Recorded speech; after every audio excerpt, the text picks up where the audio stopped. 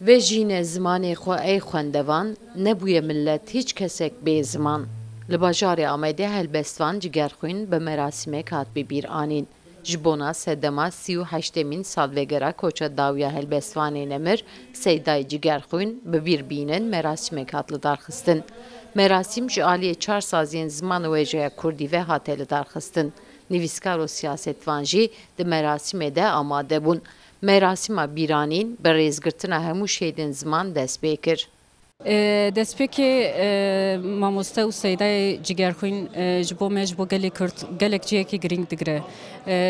Wek siyasetmedar jî, wek kesekî helbestkar jî, wek nivîskar jî, wek hozanekî dilê gel da ciyê wî li çar aliyê Kurdistanê jî taybet e. Ji ber wê jî taybetî me xwest em di vê rojê da hevalên ku mamosteyên ku heta niha kedekî mezin dane ji bo zimanê Kurdî, ji bo wêjeya Kurdî, ji bo gelê Kurd, ji bo têkoşîn û azadiya gelê Kurd berxwedane têkoşîn dane û vaya bi taybetî jî bi zimanê xwe kirine. Me xwest em hem Seydayê cigerxwîn bibîrbînin hem jî di kesayeta wê de em karibin zimanê Kurdî, wêjeya Kurdî jarek din têxin rojevê.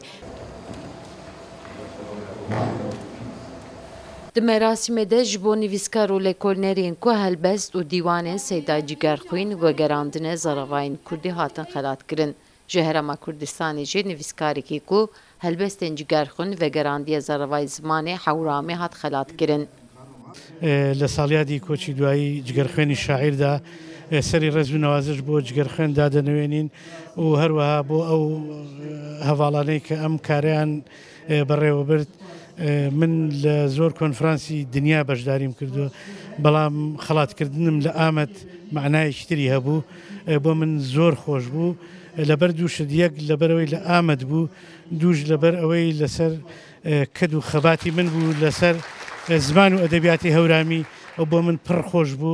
Çaxa em Kurd fermandar, zerdeştî olame bû.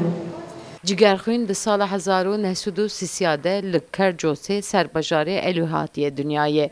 Di sala 1984 de li Swêdê jiyana xwe wenda kir. Lê li Qamişlo hate veşartin.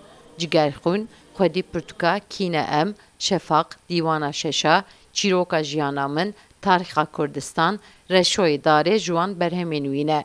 Sevda Kaplan, Kurdistan TV, Amed.